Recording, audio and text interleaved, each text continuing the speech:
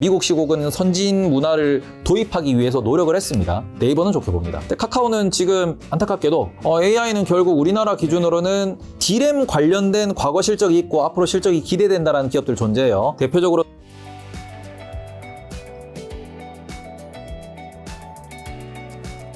자, 그러면 중국 전기차 시장의 성장 속도가 되게 빠르잖아요. 네. 경쟁이 또 엄청나다고 하는데 이게 미국을 어느 정도 따라잡고 있는 거죠? 이미 따라잡혔죠.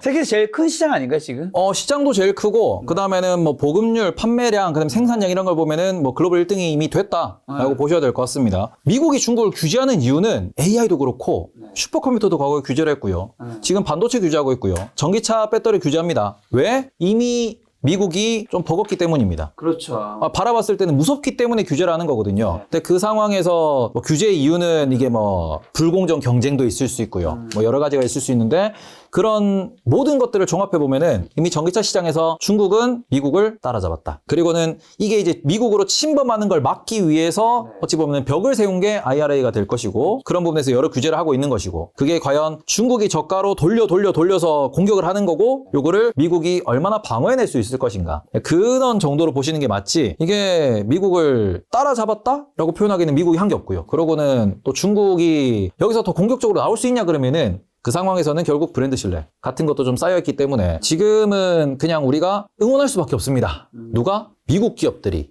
테슬라나 GM이나 포드가 오히려 브랜드 가치를 회복하기를 그게 우리나라 2차전지 투자하시는 분들 기준에서는 더 중요할 거다. 중국이 잘 되는 게 우리한테는 더 안 좋은 거겠죠? 그렇죠. 유럽 시장에서도 딱 보시면은 유럽에 있는 많은 브랜드들이 중국 배터리를 채용하고 있습니다. 결국 가격이거든요. 이 가격에 있어서 오히려 미국이 벽을 세우고 있기 때문에 우리나라 기업들이 더 공격적인 행보를 이제 보일 수 있다. 뭐 그런 부분으로 좀 보시면 좋을 것 같습니다. 그리고 애플은 10년 준비했대 애플카 포기했잖아요. 네. 아까 전에 말씀해 주실 때 전기차는 누구나 만든다. 네. 근데 문제는 자율주행이라고 하셨는데 그럼 애플도 전기차 때문이 아닌 자율주행으로 가기 쉽지 않기 때문에 포기한 건가요? 아니면 지금 AI에서 많이 뒤처졌기 때문에 그쪽에 내가 지금 쏟아 부어야 되니까? 일단은 미국 기업들은 의사결정을 함에 있어가지고 가장 중시하는 게 효율성입니다. 효율성이기 때문에 전문 기업이 많이 등장을 하는 거고요. 그 상황에서 애플이 제일 잘하는 게 뭐냐 그러면은 걔들은 품질 관리를 제일 잘합니다. 그렇기 때문에 사람들한테 좀 열광을 받고 그러면은 많은 사람들이 한 번 쓰면 충성 고객이 되는 이유가 애플은 실망을 안 시킨다라는 게 존재라는데 일단 첫 번째 자동차는 엄청나게 많은 기계 부품이 들어갈 수밖에 없기 때문에 우리가 자동차 정비 엄청나죠. 그럼 자동차 뽑기 한번 잘못하면은 정말 이제 몇백만 원, 몇천만 원 혹은 우리 가끔씩 TV에 나오잖아요. 뭐 망치로 유리를 깨고 막 시위하고 불 지르고 열받으신 차. 그런 일들이 비일비재하게 발생하는데 거기에 대한 품질 관리가 어렵거든요.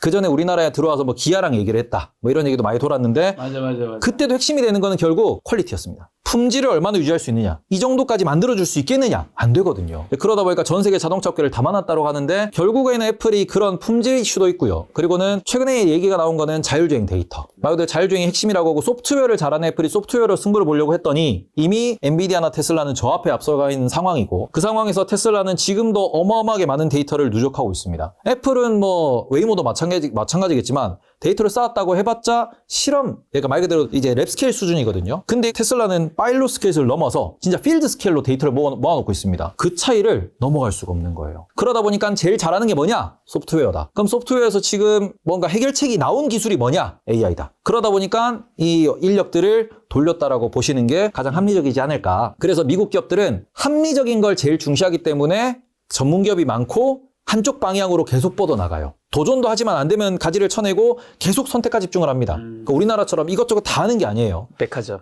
그래서 우리나라와 미국 기업의 문화가 다르고 그다음에 경영 모델이 다르다. 요걸 조금 기억을 해주셨으면 좋겠습니다. 자, 한국의 네이버, 카카오 같은 인터넷 섹터는요? 인터넷 섹터는 제가 아까 백화점 하셨는데 백화점이잖아요. 그러다 보니까 이러면은 다시 뭐 PBR 쪽으로 돌아가서 혹은 뭐 지배구조 쪽으로 돌아가서 네이버는 좋게 봅니다. 어쩔 수 없이 네이버는 지금 뭐 이혜진이라고 하는 그 창업자, 그분의 경영 방침도 그렇고 그분의 지분을 보시더라도 네이버는 그분이 이사회에서 혹은 주주들한테 임명을 받아서 기업을 경영하십니다. 그리고는 그 부분에서 뭐 성과가 좋든 안 좋든 계속 성장하는 모습을 보이고 네이버는 정말 신기하게도 대한민국에서 지난 10몇 년 동안일 거예요. 우리나라에서 가장 긴 시간 동안 매년 배당을 증액시킨 기업이에요.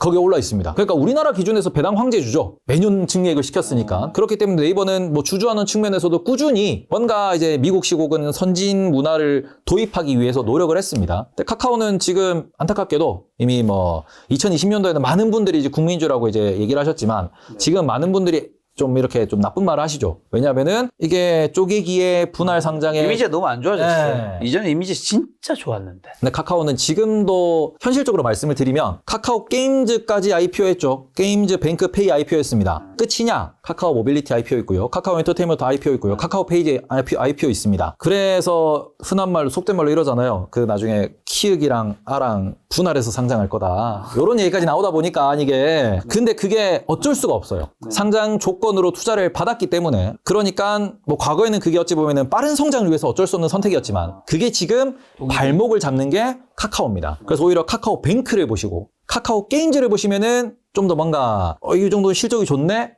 돌리네 이런 얘기를 할 수 있겠으나 카카오는 지주사입니다. 자, 오늘 굉장히 많은 섹터 얘기해 주셨는데 현금 한 5천만 정도 있는 분들은 어디 어떻게 좀 투자하면 좋을까? 아까 전에 얘기해 주셨던 게 AI랑 바이오에서도 특히 위고비 같은 네. 다이어트 그거였고 하나가 신흥국, 하나가 비트코인 이런 자산이었는데 네. AI에서 특히 주식에서 AI 강조하셨으니까 AI는 어떤 것들? AI는 결국 우리나라 기준으로는 디램 관련된 과거 실적이 있고 앞으로 실적이 기대된다라는 기업들 존재해요. 대표적으로 삼성전자 혹은 PCB업계, 심텍, 대덕전자 이런 기업들 아니면 뭐 동진세미캠 이런 기업들 있습니다. 그러니까 지금 HBM 쪽은 너무 많이 올랐기 때문에 HBM 쪽은 조금 보수적으로 보시는 게 맞습니다. 이제 그런 상황에서 종목을 조금 소팅하시는 게 좋을 것 같고 그럼 미국에 있는 소프트웨어 기업들, 클라우드 기업들 뭐 엔비디아를 중심으로 해가지고 TSMC, ASML까지도 지금 매수 보고서가 계속 나오고 있거든요. 그런 식으로 글로벌 1등 쪽으로 투자를 하시던가 우리나라에서 정말 우량한 기업들을 선택을 하시는 게 AI 투자에는 제일 좀 합리적이다라고 말씀을 드리고 싶고요. 뭐 테마주를 너무 따라가시기보다는 조금은 좀 꾸준하게 오를 수 있는 종목들을 선택하셨으면 좋겠다라고 말씀을 드리고 저는 아까 비트코인이랑 다 말씀드렸는데 직장인 기준으로 설명드릴게요. 직장인 기준 5천만 원 있다. 그러면은 1,000만 원 현금, 2천만 원 채권, 2천만 원 주식이에요. 지금은 왜 이렇게 말씀드리냐 그러면은 저는 약간은 그 직장인 관점에서는 내가 주식에 신경을 안 쓸 수 있는 말 그대로 내 멘탈을 상하지 않고 내 본업을 해치지 않는 선에서 당연히 오를 수 있는 자산에 투자하자라는 주의거든요. 근데 그렇게 보시면은 AI 당연히 오를 수 있습니다. 지금 당장 모든 기업이 AI를 원하고 있기 때문에 AI는 당연히 올라가고 거기에서 우리나라 반도체는 당연히 쓰일 거예요. 그러다 보니까 반도체가 됐든 AI가 됐든 아니면은 당연히 올 미래 중에 하나가 다이어트 주사, 다이어트 경구 치료제를 모두가 좀 영양제처럼 먹는 그런 시대가 올 수 있기 때문에 그런 부분에서 뭐 GLP-1이라고 하는 그 부분을 주식적인 측면으로 접근을 하시고 채권을 주식만큼 투자하셨으면 좋겠다라고 말씀드린 이유는 금리 인하가 당연히 될 겁니다. 그리고 이거는 주식은 경기가 좋은 상황에서 금리가 떨어지면은 계속 올라가요. 어찌 보면은 금리가 떨어지면 채권 가격이 올라가기 때문에 채권도 올라갑니다. 근데 반대로 경기가 급작스레 안 좋아져요. 주식은 빠집니다. 채권은 그래도 올라요. 그리고는 이 상황에서 매크로 시장이 안 좋고 뭐 연준이 막 선택을 이상하게 하고 이래가지고 채권도 빠지고 주식도 빠져요. 이런 경우도 있을 수 있겠죠. 근데 보시면은 제가 세 가지 옵션을 말씀드리는데 두 가지가 주식이 빠지는 겁니다. 한 가지가 주식이 오르는 거였어요. 두 가지가 채권이 오르는 거였습니다. 한 가지가 채권이 빠지는 거였어요. 그러면은 채권이 주식보다 올라갈 수 있는 가능성은 더 많다라고 보실 수 있습니다. 근데 그런 부분에서 약간 극단적인 경우긴 하지만 갑자기 경기가 안 좋아져요. 미국의 실업률이 급등을 해요. 그리고는 뭐 골마있던 미국의 상업용 부동산 이슈가 터져 나오고 중국의 상업용 부동산이나 우리나라의 부동산 같은 게 번집니다. 금융권 위기로 번집니다. 그러면은 주식은 폭락하지만 채권은 폭등합니다. 그래서 저는 그 부분에서 지금은 다들 불안해하시는 분들도 계실 거예요. 그 관점에서는 채권과 주식을 좀 비슷한 비중으로 가져가시는 게 맞지 않을까. 채권은 경기가 좋아서 금리가 떨어지든 경기가 안 좋아서 금리가 떨어지든 당연히 오를 자산입니다. 그러다 보니까 이 부분에서 위험부산을 좀 하시면서 본인의 업을 계속 수행하셨으면 좋겠고 전문적으로 주식을 보시는 분들은 채권 비중 10% 20%만 가져가셔도 되고 채권 투자 안 하셔도 돼요. 내가 전문적으로 정말 내가 잘한다. 나는 그냥 뭐 먹고 살만해. 그냥 매매하면서도 먹고 살만해 하시는 분들은 주식만 보셔도 된다. 다만 일반인 기준으로 5천만 원이면은 1대 2대 2로 주식은 본인이 우상향할 수 있다라는 그 확신을 가지고 공부를 하셔가지고 투자하시면 돼요. 우상향할 수 있는 기업만 찾으시면 됩니다. 섹터는 정말 많아요. 이제 포트폴리오 측면으로 조금 접근해 보셨으면 좋겠다라고 말씀드리고 싶습니다. 아나운서 공부를 하셨네? 딕션이 탁탁탁탁 꽂히시네요. 학원 강의를 많이 해서 학원 강의? 네네네. 무슨 학원 강의 했었어요? 옛날에 이제 뭐 중등부 종합반 그런 거 하고 좀 했었습니다. 다양한 커리어를 가지고 계시는군요. 자, 그럼 마지막으로 2024년 주식 투자 포인트랑 눈여겨봐야 될 변수 한번 찝어주시면서 개인 투자자분들 어떤 전략으로 좀 시장에 대응해야 될까요? 24년도는 앞서도 말씀드렸다시피 대선이기 때문에 박살을 안 낼 거예요. 그러니까 시장이 이제 완전히 그리드한 탐욕의 영역에서 뭐 엔비디아 뭐 $1,000 가자 이러고 있는 건데, 그러다 보니까 이 상황에서 오히려 대선이 끝나고 난 뒤를 좀 더 걱정하는 분들이 계십니다. 그런데 지금 제가 항상 말씀드리는 거는 과거 IT 버블이 있어요. 그러니까 닷컴 버블이 있었고요. 그리고는 닷컴 버블 때 주식이 엄청 올랐다가 박살났어요. 근데 그 이후로 보시면은 주식 시장의 버블은 없었습니다. 시장의 버블은 없었어요. 짧게는 있었지만 그것도 금방금방 해소가 됐습니다. 그러니까 말 그대로 주식 시장이 너무 올라서 시장이 박살나느냐? 그거는 걱정 안 하셔도 된다라고 생각합니다. 리만 브라더스 그쪽은 부동산 버블로 인해 가지고 전 세계가 한번 들떠올랐다가 채권 시장의 문제로, 그리고는 모기지라는 그 상품의 문제로 전 세계가 박살났죠. 근데 그 이후에 보시면은 지금 규제가 생기고 보완이 되면서 부동산 버블은 오히려 걱정을 안 합니다. 그때는 주택 관련된 이런 부동산 버블 때문에 문제가 됐었고, 지금은 상업용 부동산을 얘기하고 있어요. 주택 부동산은 아무도 걱정을 안 합니다. 왜? 한 번 터져봤기 때문에. 그러니까 지금 주식이 너무 비싼데 뭐 부동산이 어쩐데, 이거는 조금은 저는 지금 흐름 맞지 않다. 지금은 오히려 우리가 걱정해야 되는 게 너무 많은 대출을 땡겨서 약간은 국내 같은 경우에는 그쵸 뭐 지산이라고 부르는 그런 쪽도 뭔가 문제가 될 수 있는 뇌관이 될 수 있고, 코인도 약간은 이제 너무 대출이 많이 껴가지고 올라가면은 조그만한 하락에도 이제 뭐 규제 장치 같은 게 없다 보니까, 과거 경험이 없다 보니까 큰 위기를 부를 수 있다. 미국의 상업용 부동산을 걱정하는 이유도 거기 있는 거거든요. 이제 이런 부분에서 이게 지금은 하단은 경험했던 건 다 막아놨어요. 경험했던 건 모두 다 막아놓고 반대로 주식은 버블이 없다라고 말씀드렸죠. 주식 많이 못 올라갑니다. 올해는 우상향도 이렇게 천천히 갈 거예요. 그러니까 우리가 뭐 작년 연말 11월, 12월에 엄청 급등했죠. 많이 빠져서 급등한 거고요. 그러고 난 뒤에 지금 방향성을 보시면은 점점 방향성이 누워서 천천히 올라가고 있어요. 천천히 올라간다라는 점에 있어가지고 그 부분은 조금 참고를 하셨으면 좋겠다. 이렇게 말씀을 드리고 싶고, 그러면은 하방도 막혀있어, 상방도 막혀있어. 대선이라는 호재가 있어. 그러니 코인이 잘 간다. 그리고는 테마주들이 계속 순환매를 보인다. 그러니까 본인이 안전 투자냐 아니면 공격 투자냐, 내가 얼마나 투자의 시간을 할애할 수 있냐에 따라 가지고 본인의 매매 방법을 좀 잘 찾으셨으면 좋겠다라고 말씀드리고 싶고, 그리고 끝으로는 제가 이 채널을 처음에 이제 연락을 받았을 때부터 꼭 가서 말씀을 드리고 싶다는 게, 시황은 어떤 분한테 들어도 비슷하게 말씀하실 수 있고, 그러고는 뭐 제 인사이트가 뭐 저거면 다 들어본 얘기인데 라고 생각을 하실 수 있어요. 근데 제가 아침 저녁으로 매일 라이브를 진행하고, 제가 아침 라이브에서 한 4, 5천 명, 그리고 밤 라이브에서는 한 1,500명 전후로 이제 라이브를 다들 봐주시는데, 제가 하루에 막 5시간, 6시간씩 방송을 하면서도 맨날 강조하는 거는 멘탈을 잃지 말아야 합니다. 그러니까 본인의, 제가 앞서서 말씀드린 거는 본인이 생업, 현업이 있다 그러시면은 현업에 신경 쓰지 않을 만큼. 그러니까 투자를 하신다라는 게 뭔가 다들 내가 몇 년 안에 얼마를 벌어서 뭐 내가 뭐 엄청 비싼 좋은 차를 사고 뭐 좋은 집에 살고, 꿈이죠. 근데 그 꿈이라는 거는 한 계단씩 올라가면서 쌓아나가셔야 되는 겁니다. 그러니까 저도 지금 주식이라고 하는 걸 접하고 투자하고 이렇게 뭐 나와서 말한 게 나이는 어리지만 16년, 17년 차입니다. 아, 진짜요? 네. 그러니까 저도 20살 때부터 하신 거예요? 네. 19살 때부터 일단 경험을 시작해가지고 그렇게 됐는데, 어찌 보면 남들보다 좀 일찍 시작해서 지금은 또래보다 어느 정도 말도 많이 할 수 있고 잘할 수 있고 경험치가 많기 때문에 이렇게 하는 거지, 뭐 이게 결코 어쩌다가 벼락부자가 돼서 아니면은 뭐 방송을 잘해서 이게 아닙니다. 그러니까 우리가 이게 투자를 하시는 분들도 만나보면 바로 알아요. 이 사람은 찐이다, 아니다. 네. 바로 아는데, 그 부분에서 초보 투자자들은 이 사람이 진짜인지 아닌지를 몰라요. 모르죠. 그러니까 알기도 어렵고, 그리고는 또 많은 분들이 또 현란한 말에 속아서 혹은 뭔가 이게 홀려서 큰 돈을 또 이렇게 잃는 경우가 많거든요. 오늘 스피치 현란해요. 그런가요, 제가? 근데 그런 부분에 있어가지고, 결국 아는 만큼 보입니다. 아는 만큼 보이고, 그래서 뭐부터 공부해? 이게 되게 어려울 수 있어요. 근데 뭐부터 공부해라는 생각이 들면 소액으로 하세요. 여기는 경험이 제일 중요합니다. 본인이 깨져보고 본인이 몰라서 정말 궁금해서 찾아보셔야 하나씩 궁금증이 해결이 돼요. 남이 알려준다고 운전할 수 있는 게 아닙니다. 아빠 말 듣고 운전한다? 사고 날 수 있죠. 실제로 내가 운전을 해봐야 돼요. 내가 화장을 해봐야 되고, 내가 자전거를 타봐야 되고, 당구를 쳐봐야 됩니다. 이렇게 경험이라고 말씀을 드리기 때문에 주식도 기술이에요. 주식 투자도 기술이고, 이 기술은 본인이 처음에는 10만 원, 20만 원, 50만 원, 100만 원으로 5%, 10%를 벌어보셔야, 그게 누적이 되셔야, 그리고는 그 방향성에 있어서 내가 뭘 잘하고 뭘 잘못하는지를 정말 본인 스스로 생각을 하셔야 나중에 1억도 굴리고 10억도 굴리거든요. 그래서 멘탈을 최우선으로 생각하시고 서두르지 마세요. 내가 뭔가 방향을 찾으면은 그다음부터는 진짜로 10억, 50억, 100억 갑니다. 근데 그 길에 들어서기 전에 10억, 50억을 원해서 잘못된 선택을 하셨다가 막 이게 도로에 올라타지도 못하고 이게 리타이어 하시는 분들이 너무 많거든요. 그래서 지금 또 최근에 코인도 그렇고 주식도 그렇고 좋다는 얘기가 정말 많이 나와요.